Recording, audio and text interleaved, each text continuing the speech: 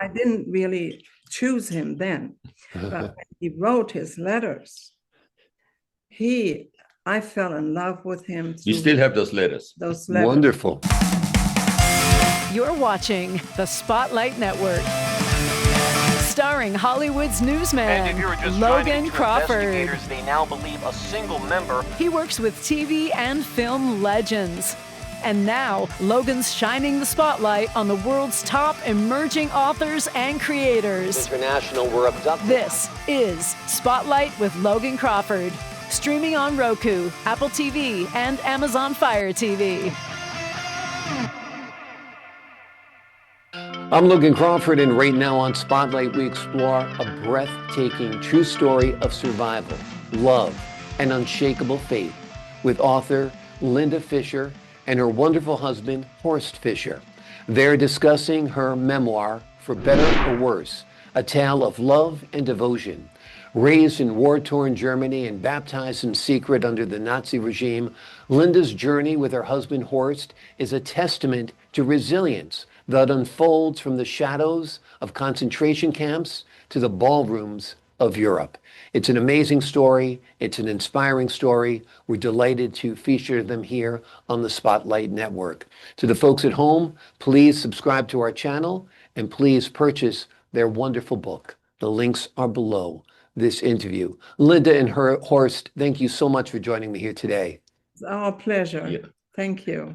It's a remarkable story. Why don't we start at the beginning a little bit, Linda? Tell us a little bit about your journey, where it began, and where you begin your story in your memoir. Okay, well, I was born in Sudetenland, which is now the Czech Republic. And during the war, it was taken over by the Russians. And my mother, my older sister, and I were, after my early childhood, from what I remember, was very luxurious. My parents were very well off.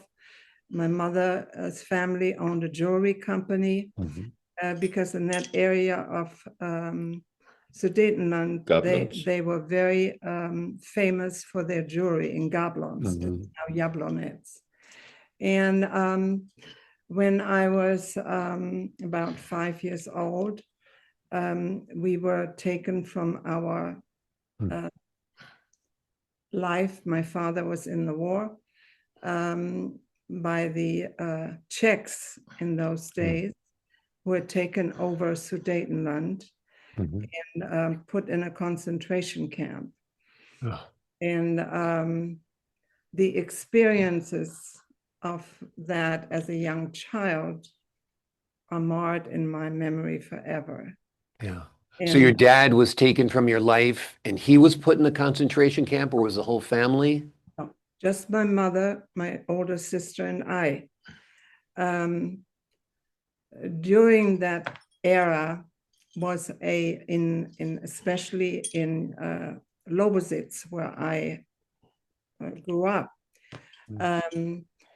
The German workers that were captured in the Czech Republic had the oversight or care of an ammunition depot. And when they left one night to finish, they were done, and then they were taken back to their camp. There was an explosion in that depot, and they blamed the Germans for it. So now this is something that I know from research and hearsay. I don't remember that, but all the Sudetendeutschen had to put a white band around their arms so they could identify them. And after that explosion, they killed not many, all of these Sudetendeutschen. They used them as target practice and killed them. And I found that out through Googling what happened, because I heard of it. My parents talked, my mother talked about it, but I was too young to remember. So when I wrote the book, I did some research. And but we at the time lived in a castle that the Nazis had taken over. And my father was in the SS. And I think that's why we were in that castle. And so we were not affected by this roundup of the people that were killed. That's why we're alive to talk about it. And then my uncle was Czech, and one day they had an invisible line in the concentration camp where we could not cross. And I was outside, and my uncle was Czech, and he was bringing us some food or things, and I was excited. And I ran across that line, and one of the soldiers or people that was there grabbed me by my hair and they put me in a cistern filled with water up to my neck. And I was there for 24 hours. Good God. I contracted typhoid. Had required no medicine, nothing. So, well, that's the biggest memory. Amazing. Amazing. It's just an incredible story of survival, an incredible story of the human resilience and human spirit, also an incredible story of human cruelty as well. Talk to us, Horst, I'm going to ask you about this. Talk to us about meeting Linda and how that love affair started. We worked together in Frankfurt Hof in a hotel in Frankfurt, the largest hotel in Germany in those days. And she was working at a switchboard, and I was working at the front office. And she was previously engaged to a wealthy man. Somehow I never met him, but God. yeah. Anyhow, we were good friends. That's all. Nothing special, just good friends. And I got an offer to go to Bermuda because I was in the hotel business. I was trained in Switzerland, and I wanted to work in Germany once, but I didn't see any future because in Germany the people don't move around as much as in America. That's what later. And I got an offer to go to Bermuda to work and make some good money for at least a year. Castle Harbor Hotel. And while I was there, I was writing her letters like every day. She got a letter. She didn't pay attention to the letters. She threw the letters away, and her girlfriends picked up the letters and read them and said, "You better read those letters." Anyhow, after 3 months, I heard from her once in a while. I sent her a ticket to come to Bermuda, two-way ticket. Round trip. I wanted to make sure that she gets this and she can come and visit me and go back. She came in January of the year. It was in 1963, and she never left. We got married in May. Wonderful. You got married there in Bermuda? Yeah. Yeah, we got married, but we had a traditional Bermuda wedding, and we picked the day, May 18th, according to the Farmer's Almanac, because it doesn't rain often in Bermuda. Right. In Germany, my mother was very superstitious, and she always said, if it rains on a bride, they will have happiness all their life. And so we picked the 18th of May because it said it was going to rain.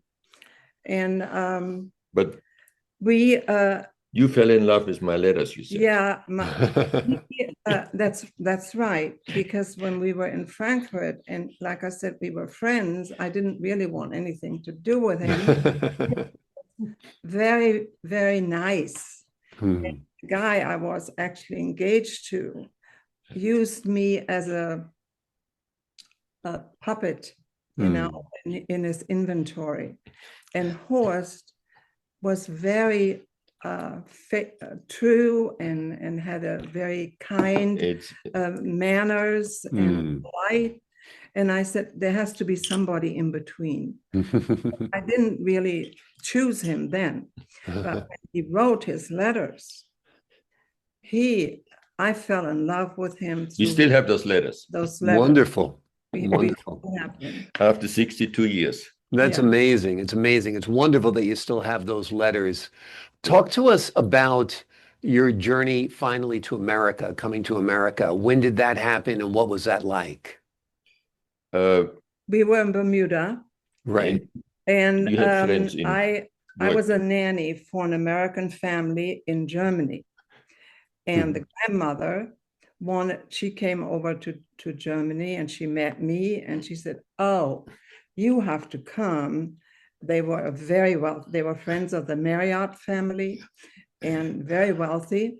And she said, you have to come to America. I'll find you a rich husband there.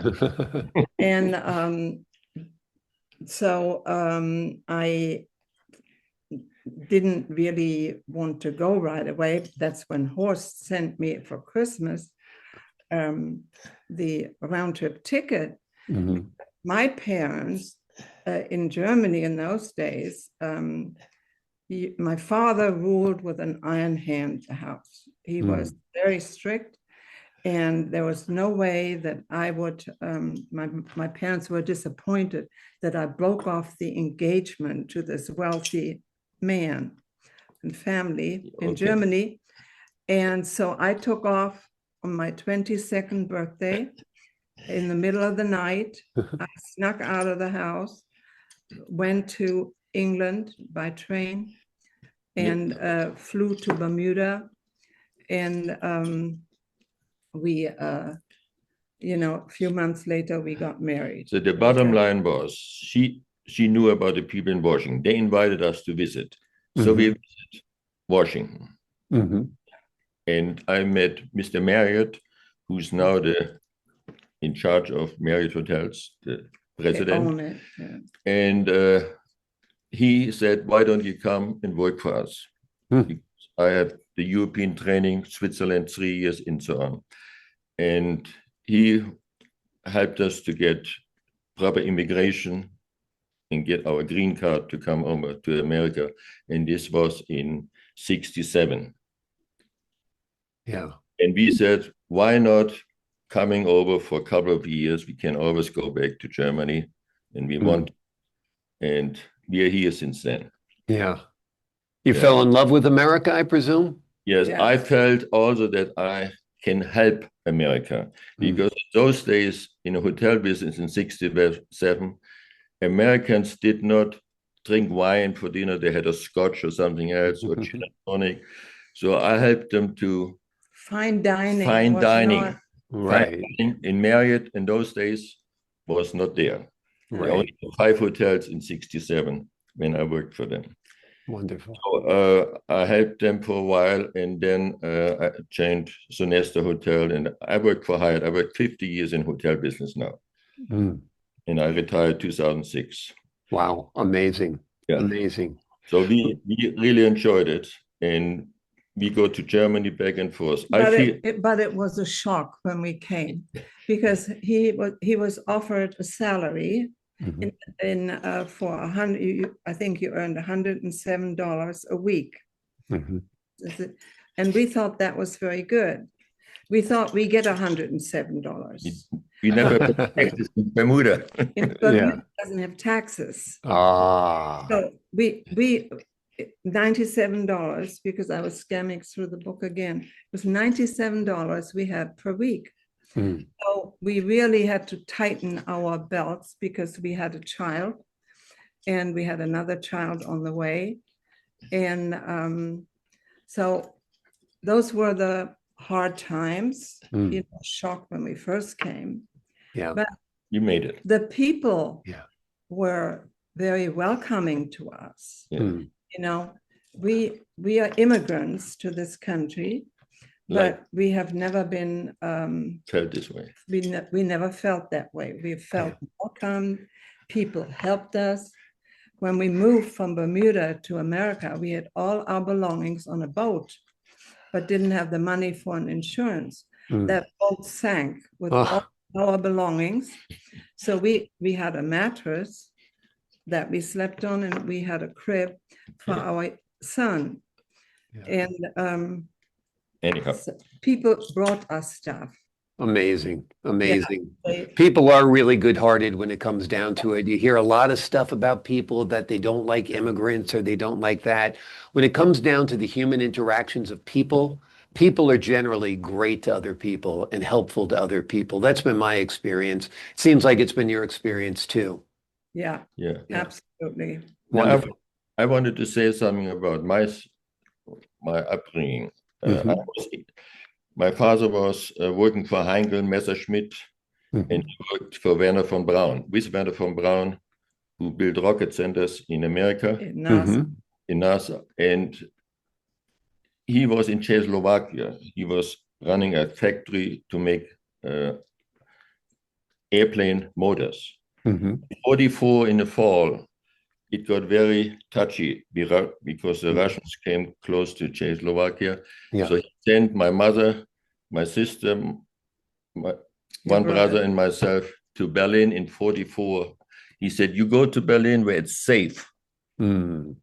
So I was in 45 when the Russians and the Allied bombarded Berlin. I was in the bunker with my mother and everybody else. And my brother and I was the oldest, we snuck out of the bunkers and went outside and wanted to see all these flares where the Allied dropped all these flares to bombard Berlin.